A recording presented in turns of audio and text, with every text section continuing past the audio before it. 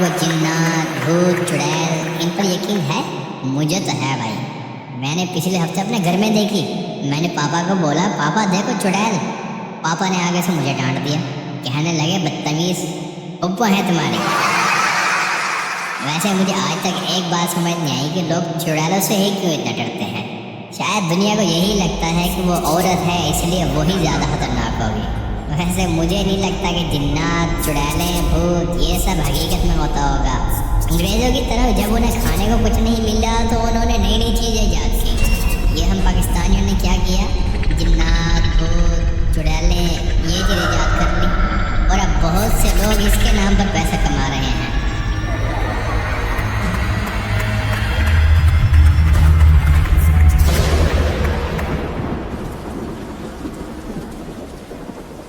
कमाल यार, आज तो मज़ा आ गया।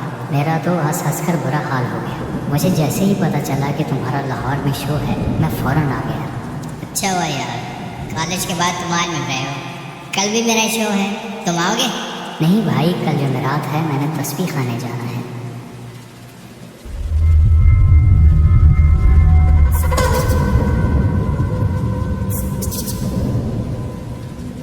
वैसे तुम्हें एक बात कहूँ, तुम्हारे और मेरे दरमियान रहेगी। हाँ बिल्कुल, बताओ।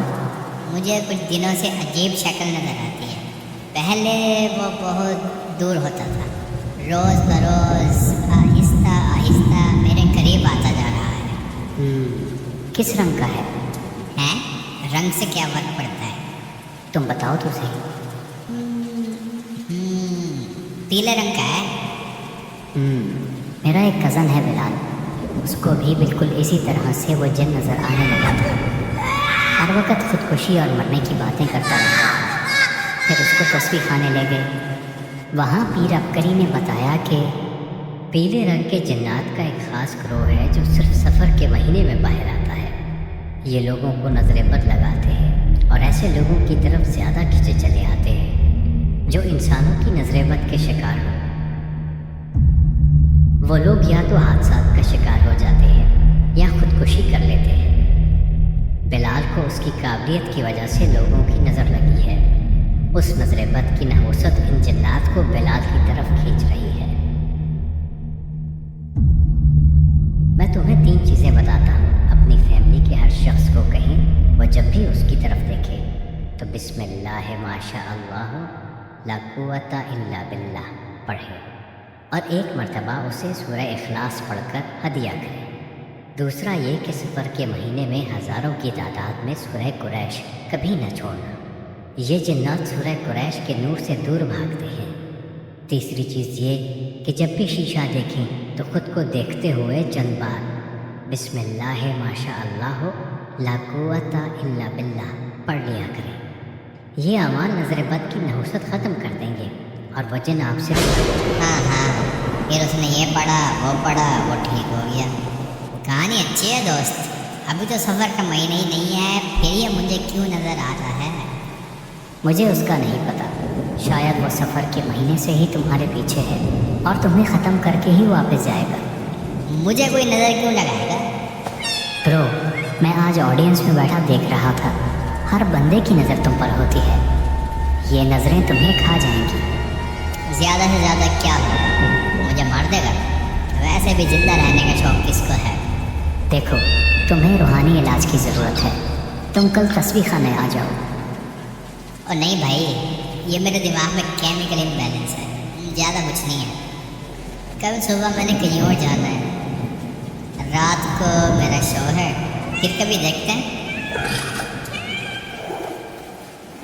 सुबह कहाँ जाना है? लगता है तुम काफ़ी अरसे से नींद पूरी नहीं कर रहे। क्या तुम्हें डरावने ख्वाब आते हैं? मेरे ख्वाब डरावने नहीं हैं। मेरा दिल तो करता है मैं बस ख्वाबों की दुनिया में ही रहूं, सोया रहूं और हमेशा के लिए सो जाऊं। लेकिन जब आँख खुलती है ना तो मुझे ये हकीकत डरावनी लगती है। पता नहीं होता कब वो भद्दा जानवर मेरी आंखों के सामने आ जाएगा। अच्छा, तो मैं भद्दा जानवर हूँ? हाँ।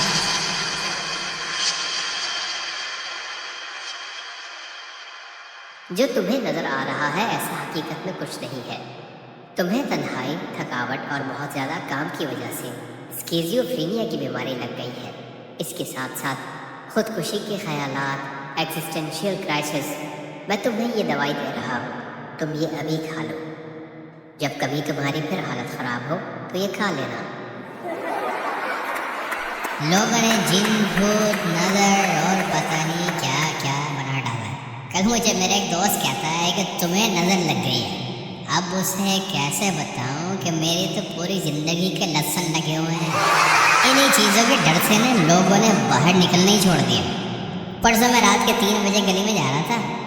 मैंने देखा एक बंदा गली के चौक पे खड़ा है। मुझे बड़ी खुशी हुई कि चलो आज के इस दौर में कोई बंदा तो है इतना बहादुर। मैं से करीब गया, मैंने कहा भाई आपके बहादुरी से मैं बहुत इम्प्रेस हुआ हूँ। उसने पता है क्या कहा? थैंक यू, और पीछे से पिस्तौल निकाल ली। कहने लगा जो कुछ भी तुम्हारे पास है वो मुझे दे दो।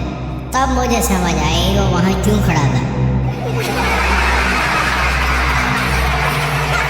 थैंक यू गाइस, कल मेरा आखिरी शो है तो ज़रूर आइएगा।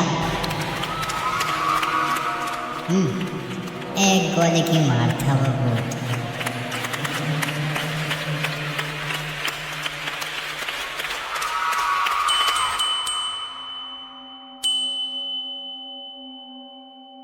अच्छा एलेक्स, मैंने तुम्हें पार्सल भेजा है। इसमें हिफाजत का एक वजीफ़ा है, या हाफिज़ हो या हफीज़ हो या रकीब हो या वकील हो या सलाम। जब भी वो जिन आस पास दिखे तो पढ़ लिया कर। दूसरा ये कि सूरह मोमिनून की आखिरी 4 आयात हैं, वो सुबह शाम 7-7 बार पढ़ लिया कर। तुम्हारी नजर बद भी टूट जाएगी।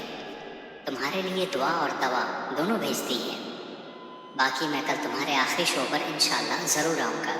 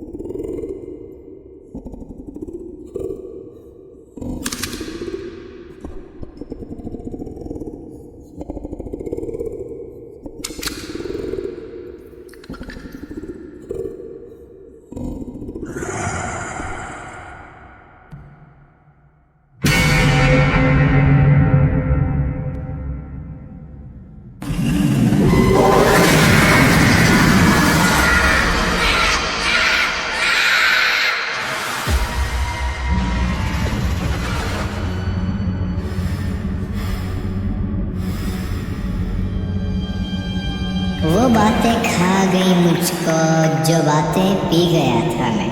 कल मैंने ये शेर अपने थेरेपिस्ट को सुनाया। वो कहने लगा तुम एक्सप्रेसिव नहीं हो, बातें दिल में रखते हो, जो दिल में है निकाल दो बाहर। मैंने कहा मेरा दिल नहीं करता जिंदा रहने को, हर वक्त खुदकुशी के ख्याल आते रहते हैं। तो कहता है कि सुनो मैं तुम्हें एक ज़रूरी बात कहने लगा हूँ। मैं चौकन्ना हो गया कि पता नहीं क्या कहने लगा है। तो कहता है कि मेरी फीस तुम पर उधार है 2 लाख रुपए, मेहरबानी करो वो भर दो, बाकी तुम जानो तुम्हारा काम जाने। वैसे मैं सोचता हूँ इंसान जिंदा रहकर करेगा भी क्या, आखिर तो मर ही जाना है। तो ये इतना लंबा ड्रामा किस लिए है? हम खुद ये फैसला क्यों नहीं कर सकते कि बस अब बहुत हो गया। खैर आज मेरा आखिरी शो है तो मैं